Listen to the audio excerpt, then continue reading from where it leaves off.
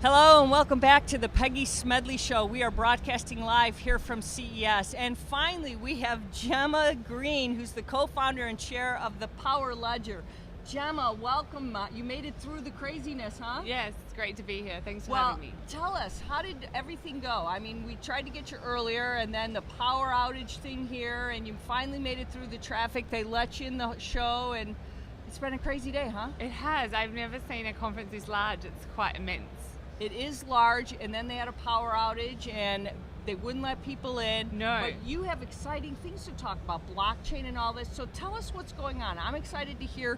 We were trying to do an introduction earlier about you, but you tell us what you're going through right now, because I want to understand how you've created this competition, and you guys are waiting to find out for the utility industry a little bit. Tell us a little bit about it. Sure. So we set up Powerledger in May 2016 after seeing quite a lot of dysfunction in electricity markets, and that the blockchain could help solve some of that dysfunction.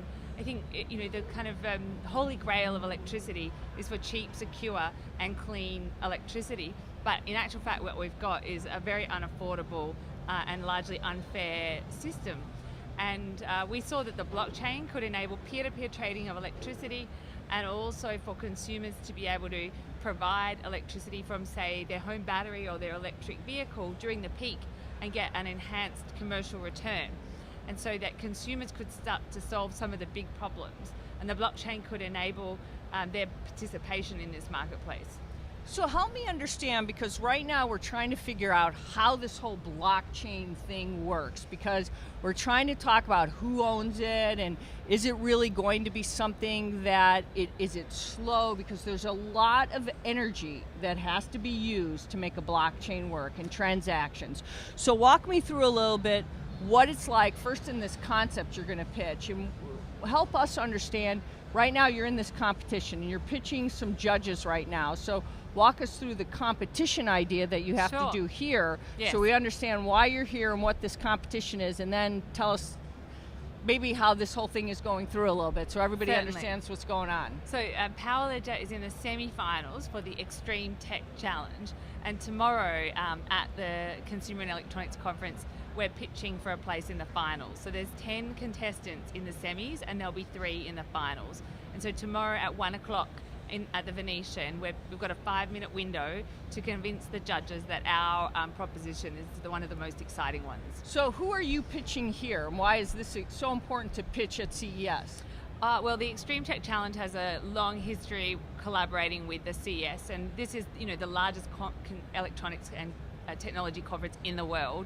And so this is really the place to be, if you want to be at the cutting edge of technology. So for you guys right now, it's to say, look, we've got this idea. We want people to realize that there is some real value in what we're trying to set up. So what you guys are doing here is this like the biggest idea that you've had so far, to say, look, we've got this blockchain idea. We think it's able to go to market in a global way that can make it work. How do you really make something like this to get consumers to understand it? So, I mean, right now, everyone's trying to even get enterprises to support it.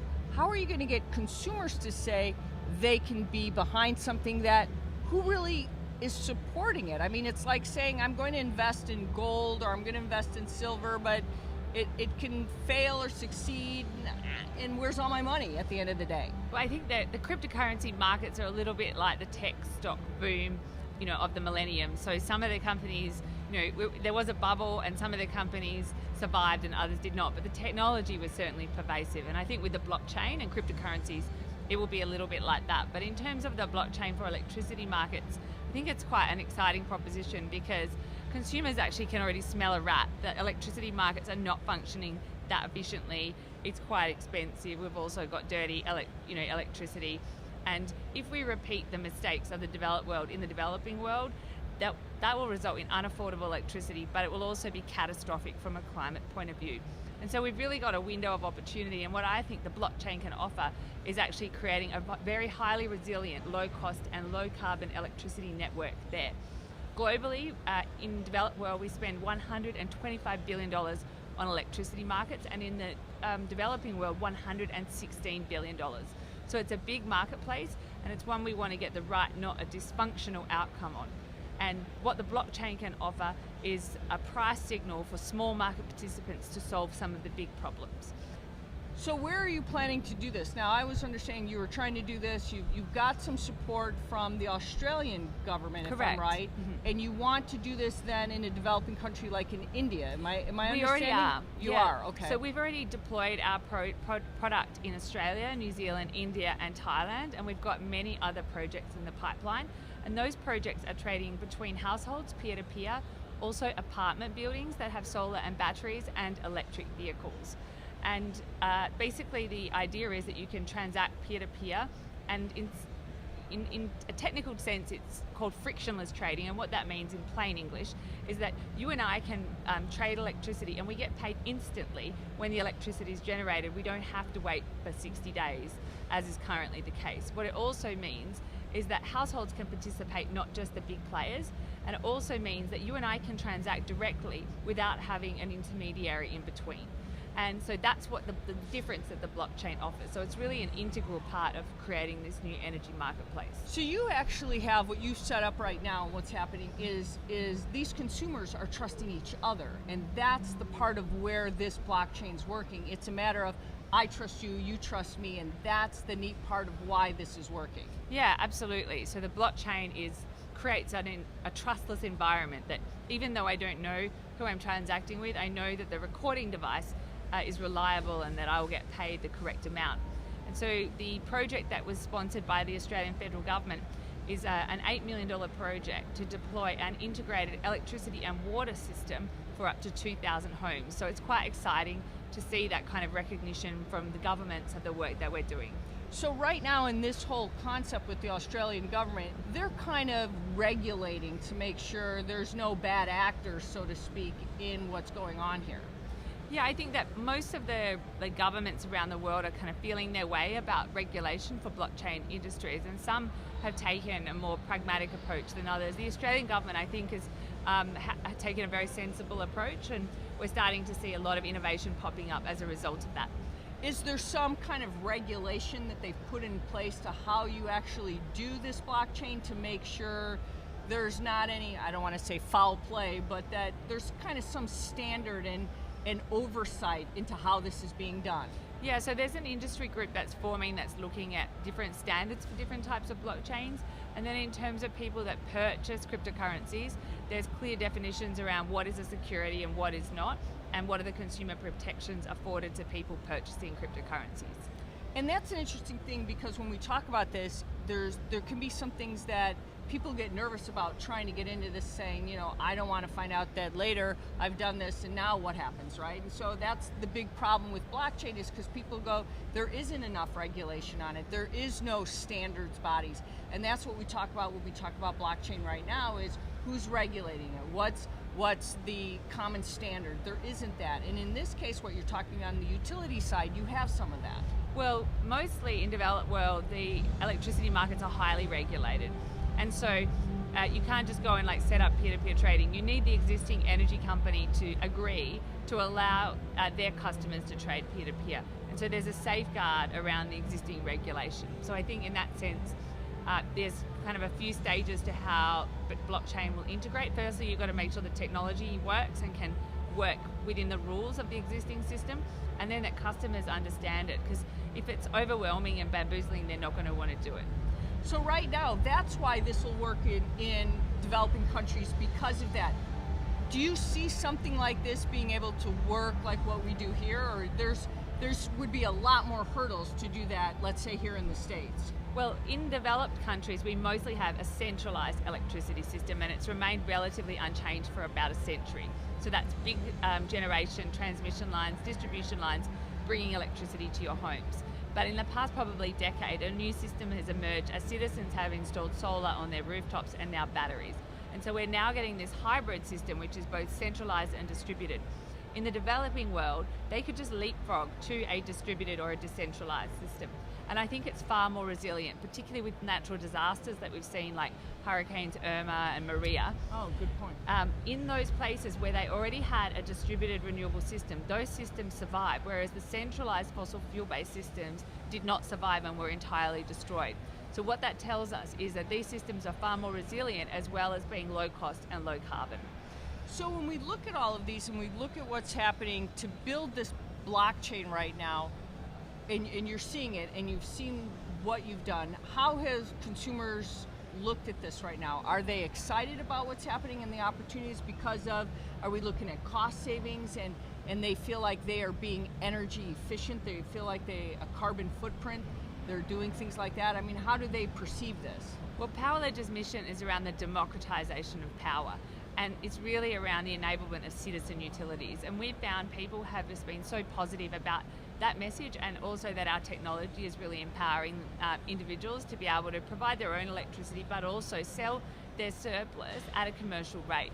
And so we undertook Australia's first token generation event, or initial coin offering, and we raised 34 million Australian dollars in October last year.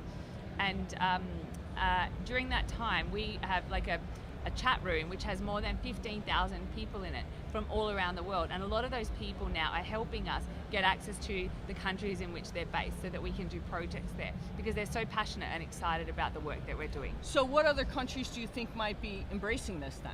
Well, I can't give advance warning, but it's safe to say that we are in conversation with many other countries around the world for projects, and it's a very exciting time for Powerledger.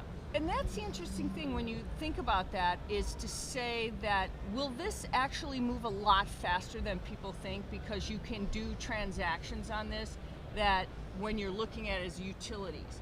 Do you think that that's going to help blockchains, kind of leapfrog a lot faster than people think? Absolutely. I think that it will provide an enhanced return for distributed energy resources, but we've also got another product that we'll be launching this year called asset germination, and that's using the blockchain to fractionalize ownership of energy assets. So if you've got a solar farm, you could buy 0.1% of that, and the blockchain will be the asset register, and then you would also get 0.1% of any income that asset generated. And so we can do these asset germination events to quickly fund renewable energy projects, or battery projects for that matter. And so I think that it could actually cause a more rapid deployment of distributed energy resources. What is the biggest hurdle right now when we see technology and we're seeing all of this right now, is getting more people involved to come up with these really creative ideas when we look at advancements and innovation? Well, I mean, if you look at energy markets, the cost of solar has come down dramatically. Cost of batteries is now competing with grid-sourced electricity in many locations. New wind is now cheaper than new coal or new gas in dozens of countries, and that's according to Bloomberg New Energy Finance. And there are carbon policies and carbon pricing in place, which also makes renewables more attractive. But in spite of all that, there's no revolution. And you have to ask yourself why, and it's because incumbent players make a lot of their money from spikes in demand, or what is often called fly-ups. And they will assert that consistency of price is the most important thing, and they manage the spikes and deliver a consistent price, and therefore price electricity at significant multiples of what it costs to produce. So the consumer's shielded from the price of electricity at different times of the day, which I believe is the origin of the market's dysfunction. And what our technology does is allow consumers to link those two prices together and get a market return for them. And in doing so, help to solve some of the market's dysfunction. And as you manage all of that, and you're kind of helping them understand this and see this, are you able to then kind of help them protect some of the things that they're looking at in the market? Because that's probably their biggest fear, is that they're making the right decisions, and that's what your technology has enabled them to do as well? Yeah, well, it basically, at the moment, electricity markets are about as geared up to buy your electricity as the supermarket is to buy homegrown tomatoes. And what the blockchain does is allow sophistication in the market for that to happen. So small market participants can help to solve a part of a big problem. How do you protect it from any of the bad actors coming in and pretending not to be somebody else when they're in there? Well, within the regulated market, it will be the existing energy companies that will allow some of their customers to solve these problems. So they'll know exactly who's participating in the market. It's not going to be done anonymously. So it's actually a very transparent system. So you think, despite what it's transparent, but we all know that someone can act like there's someone else, even though it is a regulated market. You think? Well, it's actually not possible within a regulated electricity market because you can only participate if you register your meter and you have an account with an electricity company. So by virtue of that, we'll know exactly who's participating and to what level. So looking at this now, the other countries that you want to work with, things like this, is there a limit to what you can do, or sky's the limit on how many you can be able to support and participate with this? Well, I think in developed countries, our technology can help move to a more hybrid system, which is both centralized and distributed. And in the developing world, we can leapfrog straight to a very resilient distributed energy system that is affordable, low cost, and low carbon. How long have you been working on this to kind of think about? Because blockchain is just something new we've just been talking about in the last couple of years. Yes. And this is like a project, boom, you're already working with countries and have it already up and running. Well, we set up the company in May 2016, so we're less than 2 years old. But I did my PhD in disruptive innovation looking at electricity markets, and one of the insights that I had as a part of my doctoral research was the notion of the citizen utility and the citizen power station, and that they could actually be a participant in creating a new energy future. And so that was part of the reason why we set up Powerledger in the first place. Looking at all this technology, what amazes you about what you've seen and how it's transforming and disrupting the way we do things? Well, of all the displays at the CES, my favourite ones are the ones around Internet of Things, because that's where you start to use the devices in your home and turn them on and off to save electricity, and you can start to offer a demand response solution to the grid. So I think that's very exciting. Are we going to see other things that you think over time that we'll be able to leverage the things that you're looking at to other things going on? What do you think? Absolutely. So I think that different ways of financing renewables is going to be very much a game changer, because not everyone can afford to buy solar panels or batteries even with the best payback period. So looking at innovative ways to provide them to households, I think that's going to be very exciting. And also a big game changer will be electric vehicles becoming more affordable, because they're effectively batteries on wheels. And then I think then you can really have 24-hour renewable power. Do you think over in time that we'll be able to use some of these things that we're talking about and leveraging blockchain ideas with them?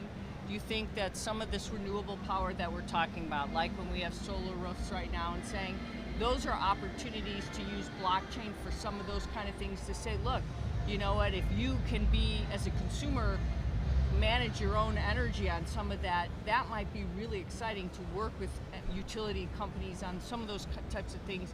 That's where we can really take advantage of the blockchain in other ways and get that transactional information to help us all save efficiency, energy for our homes in different ways than we thought. And consumers might actually say, you know, this is empowering us in different ways. Definitely. I mean, I don't think everyone will want to gamify their electricity. Yeah. Most people will want to set and forget it, but our platform actually enables that. And I think that we haven't even contemplated many of the ways that technologies like the blockchain will help solve some real world problems. I mean, because I think if you look at like Nest was kind of that simple way, we just set it and forget it. But if we think about, we can control, like when we turn on our dishwasher, but use that in a different way to say when we take showers. But then the idea of saving water and thinking about there's a return on investment through that, through a blockchain effort. There's so much more through that, right? Definitely. Water resources and things. Yeah, absolutely. I think that sometimes people will set different appliances or different things they do in their house that are not going to really affect their standard of living but could save them money. Or equally, they may not change any of their behaviour in the house, but they may sell some electricity from electric vehicle or a home battery unit. Your EVs, that's right. Your Yes, EVs and into the grid during the peak period and get an enhanced return.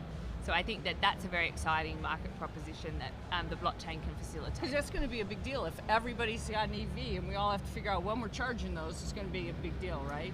Yeah, I think that the Internet of Things and smart technology will really time that so that you're charging it at a time when there's low cost electricity available, but equally when you'll discharge the electricity from the battery into the grid and get the best return. So what time tomorrow is you find out the judging? between 1 p.m. and 3 p.m. at the Venetian Room at the Venetian Hotel.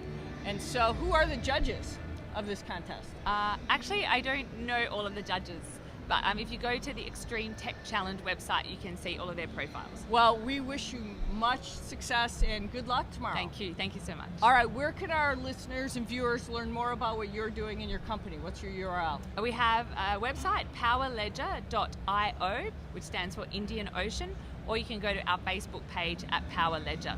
Well, Jemma, thank you for joining us. All right, Thank listeners, you. we are out of time for today, but we want to thank Jemma Green, the co-founder and chair for Powerledger, for joining us. And that's all the time we have today for being here at CES Live at 2018. It's been a great day. We've had some amazing guests, and there's been some really exciting things going on.